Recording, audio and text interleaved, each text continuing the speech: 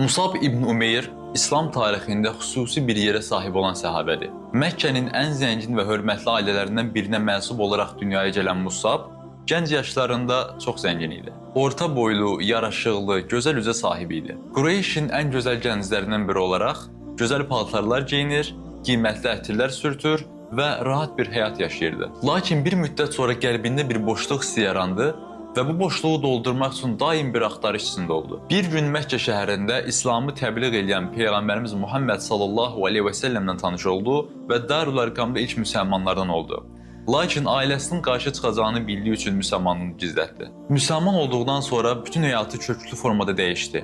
Sərvətini, rahat həyatını tərk etdi. Ailəsinin güclü müqavimətinə baxmayaraq imanından geri addım atmadı. Anası və atası onu dinindən döndərmək üçün həbs edərkən, ona zülm edərkən o, onlara qarşı müqavimət göstərərək İslam'a olan sədaqətini qorudu. Musab ilk hicrətini Həbəşistan edərkən Allahın razılığı üçün hər çətinliyə dözdü. Sonra Məkkəyə qayıtdı, lakin Həbəşistanda yenidən getmək üçün Peyğəmbərimiz sallallahu aleyhi və səlləmin icazəsi ilə ayrıldı. Musab ibn Umeyr birinci Əqaba biyyətindən sonra İslamı öyrətmək üçün Peyğəmbərimiz Muhammed sallallahu aleyhi və səlləm tərəfindən Mədinəyə göndərildi. Beləliklə o, İslamın ilk səfiri və Mədinəyə ilk hicrət edən ünvanını da qazanmış oldu. Mədinəyə çatdıqda İslamın əsas təlimlərini insanlara yaymağa başladı.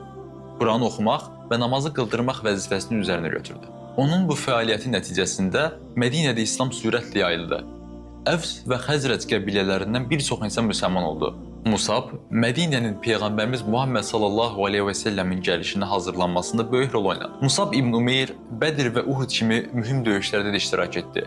Uhud döyüşündə Peyğəmbərimiz Muhammed sallallahu aleyhi və səlləm yanından bir an belə ayrılmadı və sancağı daşıdı. Döyüş zamanı iki qolu kəsildi, lakin sancağı sinəsinə sıxaraq tutmağa davam etdi və şəhid oldu. Şəhid olarkən Peyğəmbərimiz sallallahu aleyhi və səlləm onun başında durub haqqında bu sözləri söylədi. Məkkədə Musabdan daha gözəl geyinən, daha yaraşıqlı və imkanları bol heç kim görmədim.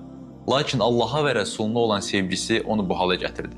Musab ibn Umeyrin həyatı dünya nemətlərindən əl çəkərək Allah və onun Rəsulunun sevgisini qazanmaq üçün hər şeyini tərk edən bir insan nümunəsidir. O, İslam'a xidmətin, Allaha bağlılığın və səbrin əsl nümunəsi olaraq İslam tarixində zamanla böyük yer tutmuşdur. O, yalnız bir müəllim deyil, eyni zamanda bir qəhrəman, bir mücahid və bir lider idi. Zənginlik, komfort və dünya nemətlərindən imtina edərək İslamın dəyərlərini həyatına keçirmiş və bu yolda şəhid olmuşdur. Musab ibn Umeyr İslamın ilk səfiri kimi tanınır və insanlara İslamı öyrətməkdə nümunə təşkil edir.